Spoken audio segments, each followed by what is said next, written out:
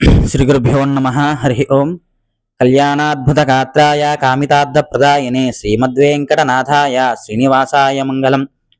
శ్రీదేవి భూదేవి సమేత శ్రీ కళ్యాణ వెంకటేశ్వర స్వామి వారి ఆలయం వానపల్లి. స్వామివారు ఇక్కడ కళ్యాణ వెంకటేశ్వరుడుగా ప్రతిష్ఠించబడి ఉన్నాడు. మనకి ఎక్కడైనా ఏ దేవాలయం చూసినా అమ్మవారులతో కూడుకుని స్వామివారి వెంకటేశ్వర స్వామిగా అలివేల మంగా పద్మావతి సమేత శ్రీ వెంకటేశ్వర స్వామిగా కొలువుదీరి ఉంటారు. కానీ ఇక్కడ ఆ శ్రీదేవి మనకి తిరుపతిలో ఏ విధంగా అయితే మనకి స్వామివారి రూపం ఉందో, ఆలయ నిర్మాణం ఉందో, అదే విధంగా వానపల్లిలో కేవలం స్వామివారి వక్షస్థలంపై ఆ లక్ష్మీదేవులతో కూడుకుని స్వామివారి యొక్క ఆలయం నిర్మితమైంది. ఇది ఆ స్వామివారి యొక్క అనుగ్రహం చేత కళ్యాణ వెంకటేశ్వరుడుగా ఇక్కడ ప్రతిష్ఠించబడి ఉన్నాడు.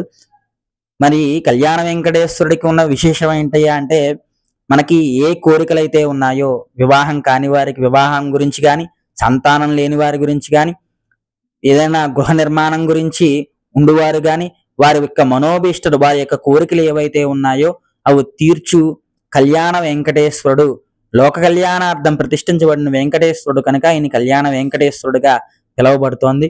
అటువంటి కళ్యాణ వెంకటేశ్వరుడు ఎప్పుడు నిత్య కళ్యాణం పచ్చదోరణం వలె ఎప్పుడు కళ్యాణ వరుడు రూపంలో స్వామివారి ఇక్కడ మనకి దర్శనం ఇవ్వడం జరుగుతోంది.